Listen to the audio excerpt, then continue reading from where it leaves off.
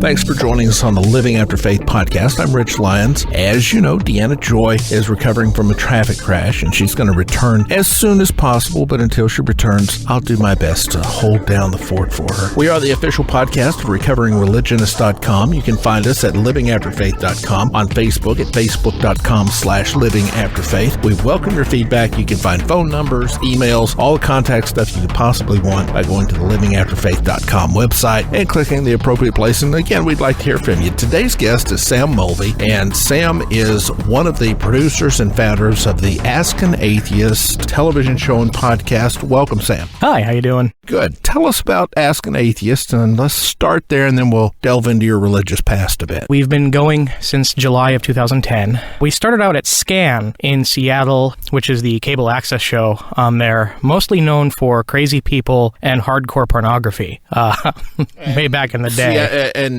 an atheist program is different from that how? You'd think it would fit fine. However, Sunday was given over to religious programming. And so it was religious programming, us, and then religious programming in a language that's predominant in Ethiopia. We were there for about 6 months, won a few awards, and then Scan's funding dried up and they couldn't support the show anymore. So we moved to a radio format at KLAY in Tacoma, 1180 AM. How's that working? Well, a lot better, I think. I think we've sort of improved in our craft of making a good show for people, and I think it's become a bit more conversational, and I like sort of the direction we've taken with the topics. And we're still kind of doing a video component, but after the engagement party, the cameras were taken, and we haven't seen them since. People are always telling me, you're an atheist, you're angry, that's why you're speaking out. Is that the motive behind Ask an Atheist? Oh, no. You know, atheists are occasionally unhappy about things, and that's when you find out that there are atheists, is because something happens and they don't like it, and they say something, and you go, well, oh, you're an atheist? Well, that's why you have this opinion. The interesting thing about non-belief is that when you're not specifically talking about your non-belief, it disappears. We don't have anything on the wall. We're not wearing anything around our neck. We don't have to have any strange markings or haircuts. We don't have to wear anything. So what Ask an Atheist is about is to basically just put atheists in a place where people can see them. We talk about things that matter to atheists. Sometimes it makes us angry. Sometimes it makes us happy. But it's really just to put the whole atheist as something we call the atheist visibility movement. We put it in front of people, warts and all, when we're not necessarily yelling about something, even though we do occasionally. At the end of the show, we'll give people a location where they can find Ask an Atheist, which is pretty easy, askanatheist.tv. But we'll tell you that again at the end of the show in case you're taking notes. So tell us about your religious background and what your religious experiences early in life were. This is a little interesting, and this is one of the things between me and Mike, another producer on the show, is we both had very vague religious backgrounds.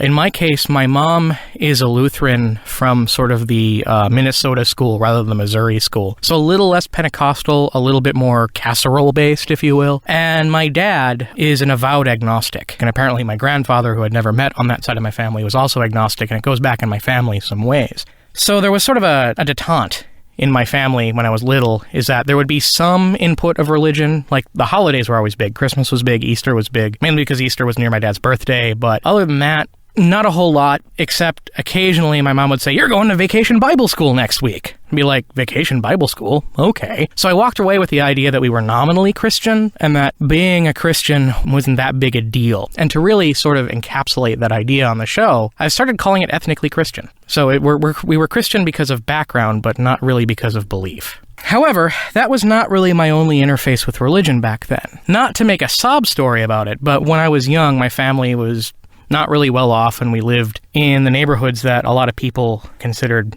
kind of poor, I guess. I'm really hesitant to place myself in some sort of weird, economic class, but that was the situation. And some of the Pentecostal churches would send buses into my neighborhood to sort of collect us and teach us things. I am very familiar with that outreach. Have been staunchly behind it in my early days. No kidding. Not so. Oh yeah, bus ministry was huge. Did you make a big deal about getting the parents' permission before you did it? No. Yeah. See, that's the thing in my.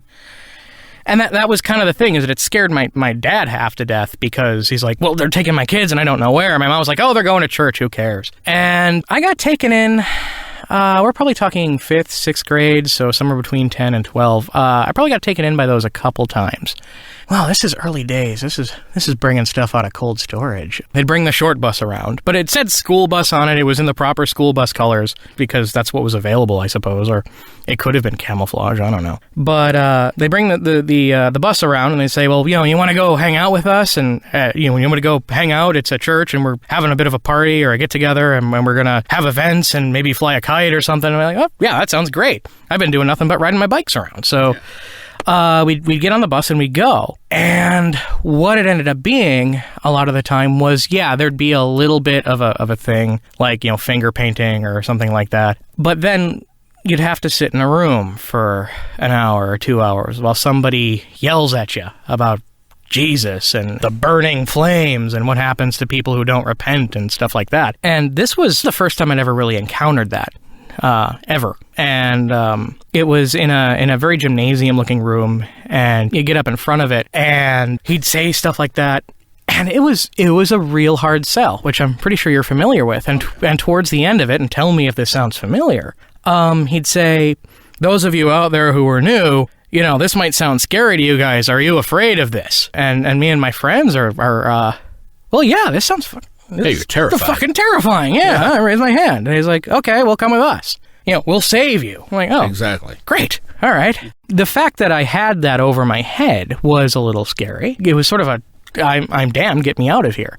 And then they take you to the back room and they discuss what you would have to do. And this was, this particular place turned out to be, I think, Southern Baptist or something like that. So it was full body immersion baptism that they wanted us to do. And there were certain things that you had to do and da-da-da-da. Accept the Lord as your personal savior. Yeah, well, I think I heard that 30 million times that day. And finally, they let us, after about 45 minutes of the hard sell in there, and I'll be honest with you, I think I've blacked most of that out, because it was pretty terrible. And I was terrified for almost all of it. But in their minds today, if they're typical Baptist, they believe in the concept of once saved, always saved. So if you actually repeated the prayer and were baptized, to this day, you're still saved. There was praying, so I'm good with them. You're in Light Flint. You're like me. I was, one of the recent death threats I had was because someone said, you're saved and you can't revoke your salvation, but you're leading others to hell. It would be better if you're dead. Is this why Ray Comfort goes on? I almost hate to bring this up, but I saw this video recently. And for once, it wasn't a video for atheists. It was a video for other Christians called True and False Conversion. And it was really the longest no true Scotsman argument I'd ever seen. It was like, this is a Christian who apparently converted to Christ and then went home and beat his wife. That's not a Christian. He didn't convert. He's not really a Christian. Is that what that's about? Pretty much. The Pentecostal group that I was with did not believe in once saved, always saved. In fact, their idea was if you sin and haven't repented of that particular sin before you die, you will go to hell, even if you were saved, even if you had all this. But the typical Baptist belief is that they endorse the once saved, always saved, where if you said the sinner's prayer, you were saved for good. But they would come back into that very same issue of, well, if somebody, because you can ask the question, okay, if someone's saved and they become a mass murderer and kill tens of thousands of people, are still going to heaven? And you can point to the Bible verse that says murderers have no part. And they would have to come up with an answer. So their answer was, he must not have really accepted the Lord. Okay, so it's kind of a get out so that they can rededicate themselves later on, you're saying? Either rededicate themselves later on, or at least separate themselves from the Jeffrey Dahmers who may have gone to church. Fair enough.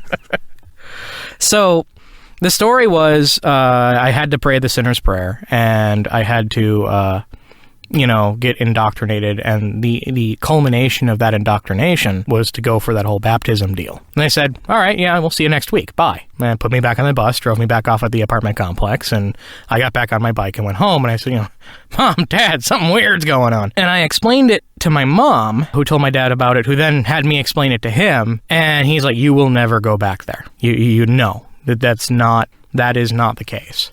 Except I did. Not against his orders, but it was a different group of people, and they sounded kind of cool. I said, can I go? And there were actually other kids involved. And he said, yeah, fine. And I got on the bus, and they took me to school.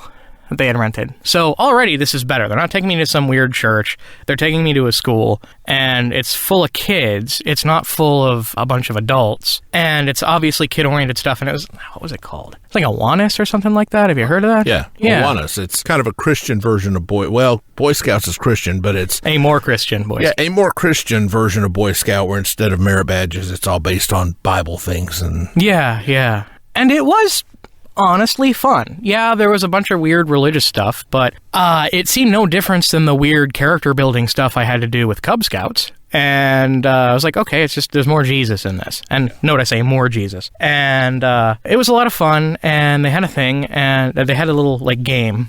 And if you won the game, you won a Bible. And this might be the first time I won anything, and I won the Bible. And I took it home, and then they took you a couple times, and then after the first couple times, you were expected to get there under your own power because you were kind of hooked, and no way was I getting there under my own power. One, I was kind of it was just a kid. I didn't plan that far ahead, and my dad didn't really want me going anyway, so the idea of getting there under my own power was just out of the question. So I shelved the Bible next to all my science fiction books, and then I think most of a year passed. It was like late 6th grade. I might even been junior high. I picked that Bible up and go, well, I suppose I should read this. It was like New International Version or something like that. It wasn't King James or nothing. So it's actually written in English. It's written in English, and I understood it. And I got all the way through the Old Testament and maybe a third of the way through the New Testament. And I can remember this one moment where my mom and dad are sitting on the couch, and I'm in front of the fireplace reading this thing. And my mom's like, oh, isn't that great? Our son is in front of the fireplace reading the Bible. And I can hear my dad going, yeah. And I think that helped, because I think it was maybe 3 or 4 days later I'm reading this, and I'm like, I can't even tell you where I was. I think I was like in Psalms or something, and I was like, this is horseshit. Can I say that? Yeah. This is complete horseshit. I don't get... The first part of the Bible was the weirdest story I'd ever read. It doesn't make any sense, and this is not the religion that people told me this was. This is more like those Southern Baptists and less like those Awanas kids. This is not cool. And I think my dance with Christianity really ended there. So I basically didn't think about it, and it's easy not to think about religion when you're a kid, and you've got radios to build and Legos to play with and people to try and have sex with. And then later on, I did sort of a grand tour of religions. I read a lot about Taoism, I read a lot about Buddhism, both the like Zen style and the Tibetan style. To this day, I kind of like Zen style, the Zen thing a lot, but I'm nowhere near a scholar in it. And a bunch of other stuff, and a lot of weirdo New Age stuff. And that's actually kind of the crowd I fell in with, not because I really believed what they believed, but they were a lot of fun. And they're like, well, Sam, you're kind of a smart dude. Let's form a coven or something like that. I'm like, not really my style. Can we call it a research group? And they said, yeah, all right, we'll call it study group. So we had a study group. So we studied stuff. I mean, I went to source material. I mean, I read the works of Gardner. And I'm like, no, this is really Crowley. Let's read Crowley. I want to see what this Crowley dude's up to. And from there, it just got less and less spiritual and less weird New Agey stuff, and got more and more psychological. And finally, I realized what we're doing here isn't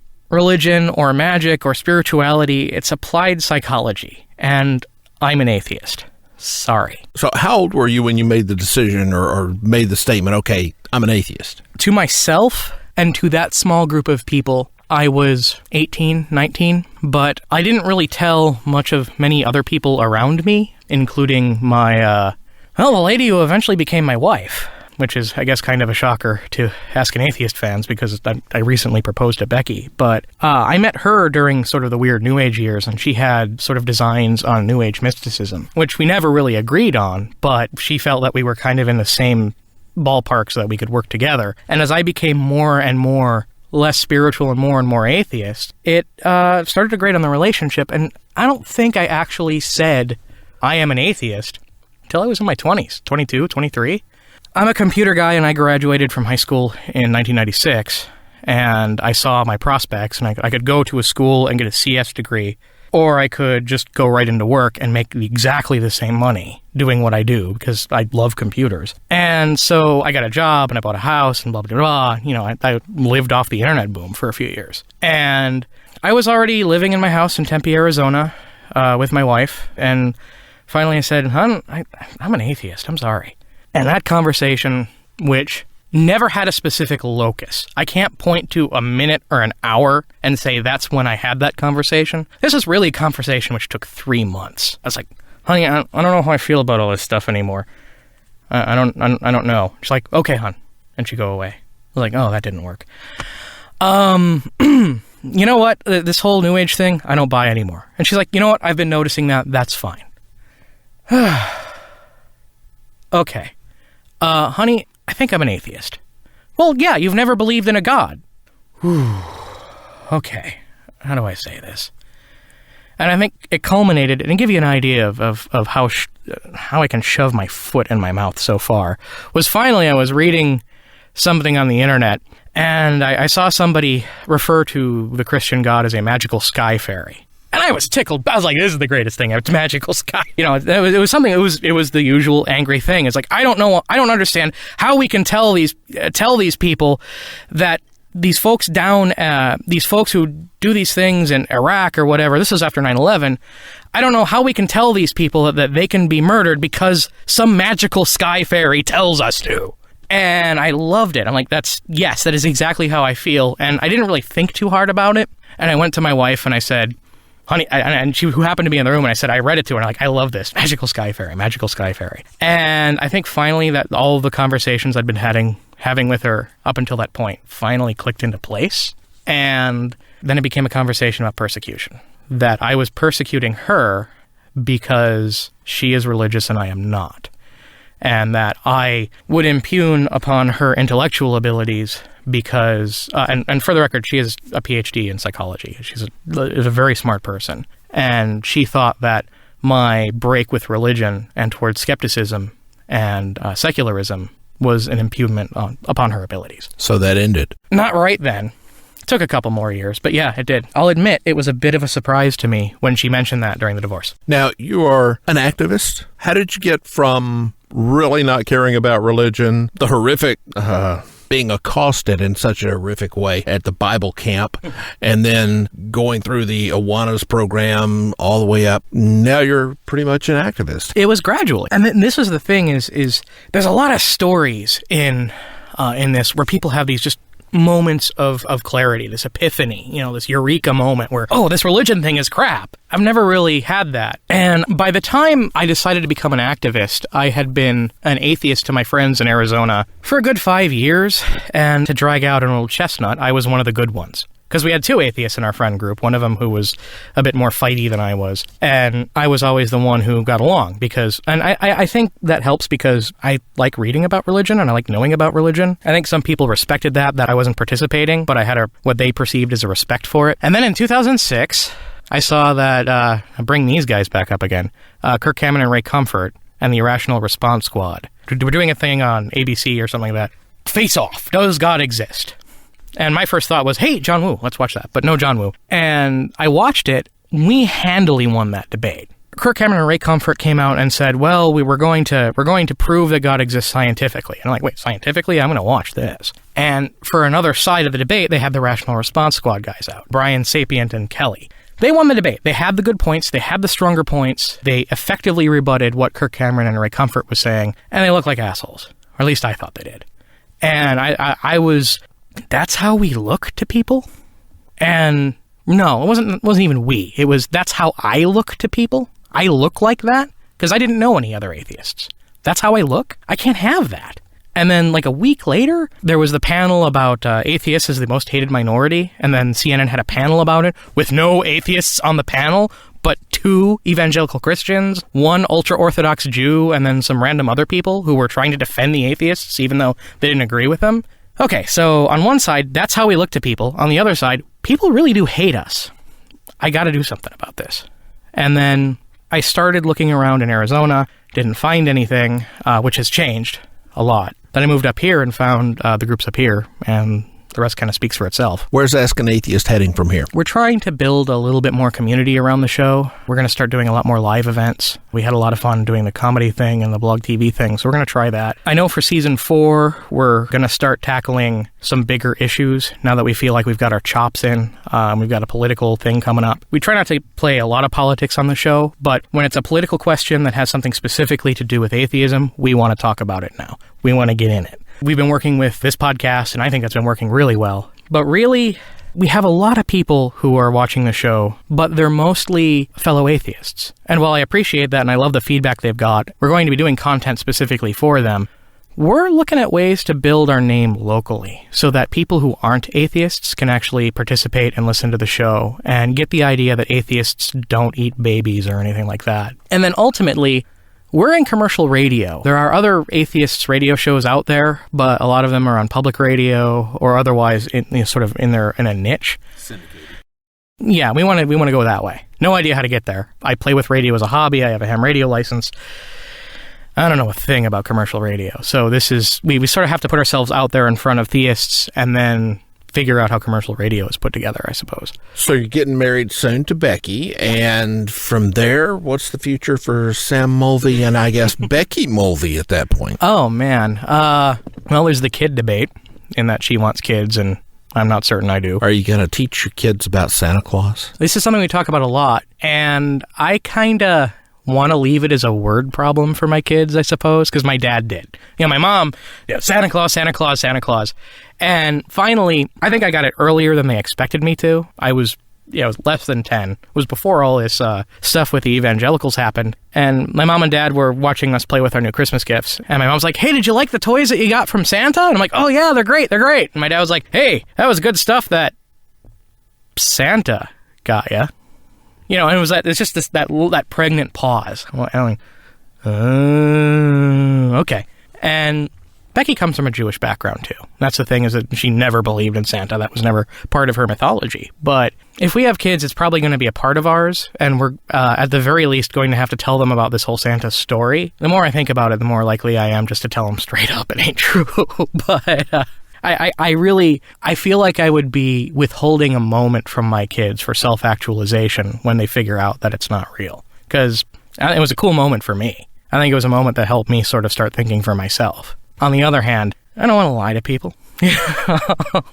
It's a weird one. Sam Mulvey's our guest today. Tell us how we can find Ask an Atheist. Our website is askanatheist.tv, and we archive all of our episodes all the way back to season 1 there, both in... the video goes back to season 1, but the audio goes back to season 4 because we started our podcast later. We're on YouTube. We are on Facebook, and Facebook is really kind of the one social media where we let our hair hang down a little bit.